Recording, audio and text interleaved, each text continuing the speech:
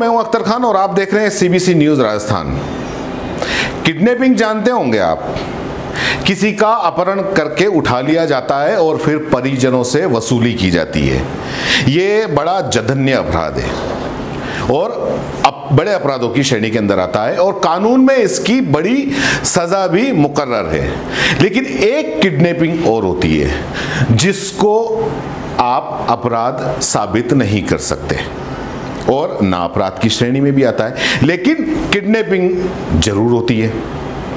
कानून में इसकी कोई सजा नहीं है। परिजनों से इस किडनैपिंग में जमकर वसूली की जाती है। कई बार जिसका किडनैप किया जाता है उसको छोड़ दिया जाता है, तो कई बार उसकी लाश बाहर आती है। वो होती है मेडिकल किडनैपिंग। जी हां, मेडिकल किडनैपिंग। इसमें जो किडनैप किया जाता है वो मरीज होता है और जो मरीज या उसके परिजन, उनको खुद को पता नहीं होता है कि उनका किडनैप हो गया।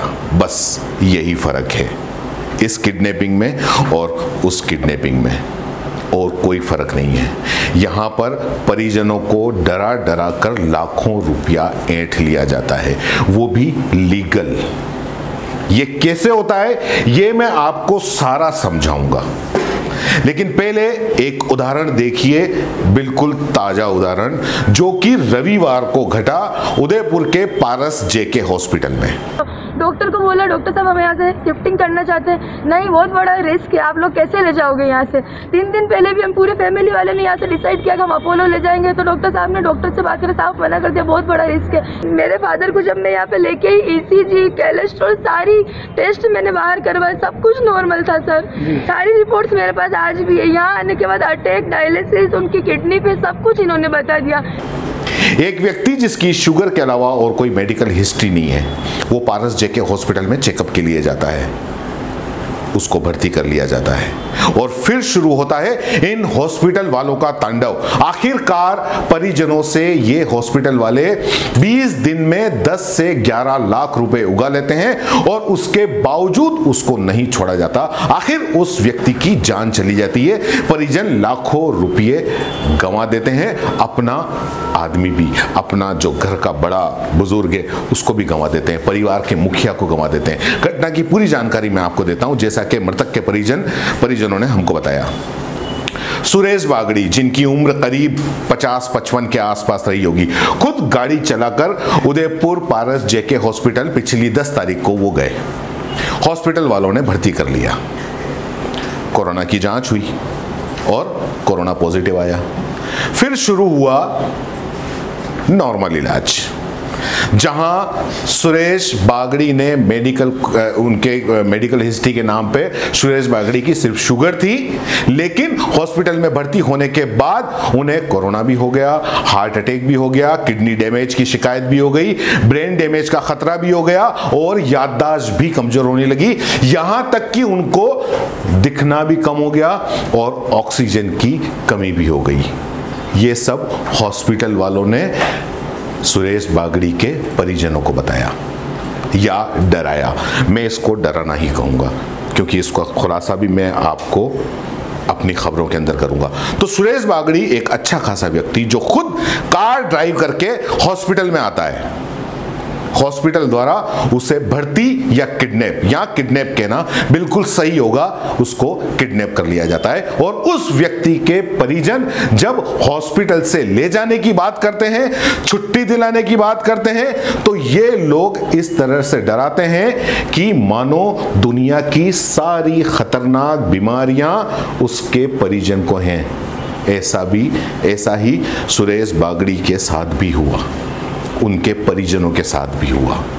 अगर आपने उनको वहां से हटाया तो हटाते ही जो मरीज हैं उसकी मौत हो जाएगी, ऐसा दिमाग के अंदर बिठा देते हैं। परिजन मजबूर हो जाता है अपने उस मरीज की जिंदगी के लिए, वो उन डॉक्टरों के आगे सरेंडर हो जाता है और डॉक्टरों के इस वसूली के खेल में आ जाता है हजारों लाखों रुपया। जितना जल्दी हो सके उतना जल्दी ये डॉक्टर, ये हॉस्पिटल वाले, सुपर स्पेशलिस्ट हॉस्पिटल वाले पारस जेके जैसे कई निकलवाना शुरू कर देते हैं। जी हाँ, सुरेश बागड़ी के साथ भी ऐसा ही हुआ लगता है। जितना भी उनके परिजनों ने बताया, जिस तरीके की बातें सामने आई, बिल्कुल ऐसा ही हुआ। जांच पता नहीं इसकी सही ढंग से होगी या नहीं होगी।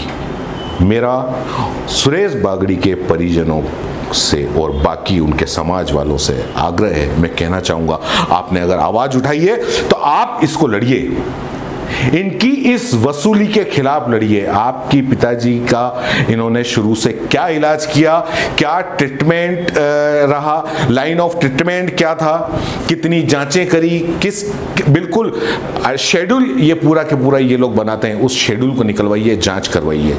इसमें सिद्ध हो जाएगा कि ये एक मेडिकल किडनैपिंग थी।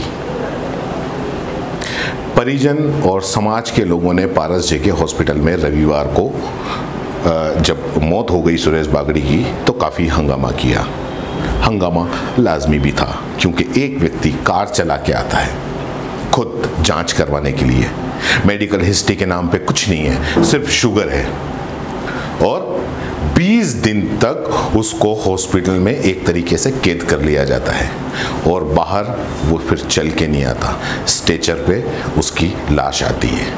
हंगामा होगा, पुलिस भी आई, आगे कार्रवाई होती है नहीं होती है ये फिलहाल मेरी जानकारी में नहीं है, जैसे ही होगी बताऊंगा। मैं मेडिकल किडनैपिंग जो शब्द इस्तेमाल कर रहा हूं वो बिल्कुल सही है। जैसा कि स्वर्गीय सुरेश बागड़ी जी के साथ हुआ, वैसा कई लोगों के साथ में होता है, इस पारस जेके हॉस्पिटल में भी और बाकी के सुपर स्पेशलिस्ट हॉस्पिटल में भी और बाकी के निजी अस्पतालों में भी। अगर आप अपने घर के किसी बड़े को इमरजेंसी में आप याद रखिए मेरी बात को, इमरजेंसी में किसी छोटी मोटी शिकायत पर भी पारस जेके या उसके जैसे किसी मल्टी सुपर स्पेशलिस्ट हॉस्पिटल में ले गए तो बस समझिए कि आपका काम हो गया। आपके परिजन को ये लोग चेक करने के पहले, अगर आप इमरजेंसी में ले गए हो जब उनके आउटडोर का टाइम नहीं है, और अगर आप ले गए हो तो ये चेक करने के पहले आपके मरीज को ये भर्ती करेंगे, और अगले दिन अगर आप रात को ले गए हो या शाम को ले गए हो तो पहले ये भर्ती करेंगे और चेकअप उनके शुरू हो जाएंगे। अगले दिन जब आपकी आंख खुलेगी, वहाँ कुर्सी पे बैठे बैठे आप धोकोगे, और जब आपकी आंख खुलेगी, जब तक आप होश में आओगे तब तक आपके पूरे परिवार यानी मरीज के परिवार का असेसमेंट निकाल चुके होंगे ये निजी अस्पताल वाले, ये सुपर स्पेशलिस्ट अस्पताल वाले। उन्होंने अंदाजा लगा लिया होगा कि इस मरीज से कितना रुपया निकाला जा सकता है। कैसे अंदाजा लगाया होगा ये भी मैं आपको आगे बताऊंगा। बस उस टारगेट पे इनका खेल शुरू होता है। हॉस्पिटल बिल्कुल 5 सितारा होटल टाइप होता है। आपके बैठने के लिए आपके जो वेटिंग रूम होता है, लिफ्ट के पास में एक छोटी सी जगह होती है। आपका मरीज किडनैप कर लिया गया है, आपको पता ही नहीं चला। वो जेल यानी कि आईसीयू में पहुंच चुका है, आपको पता ही नहीं चला। आपका बस एक ही काम होता है, लिफ्ट के पास में लगी कुर्सियों पर बैठकर इंतजार करना, सिर्फ इंतजार करना। मरीज के ठीक होने का नहीं, मरीज के नाम से आपका नाम पुकारे जाने का।